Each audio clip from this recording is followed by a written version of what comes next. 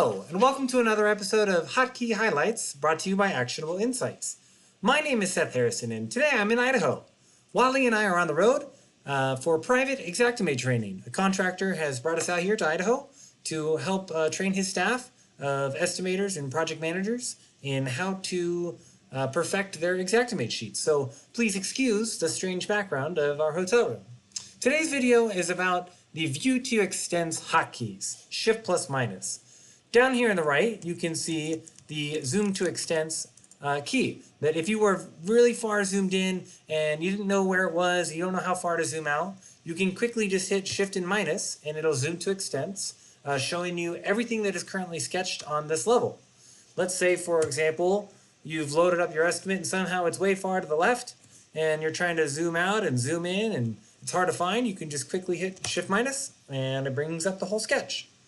This has been another Hotkey Highlights about Shift minus and the View to Extends option in Xactimate. Hope you enjoyed. Please like, share, and subscribe, and we will see you next week.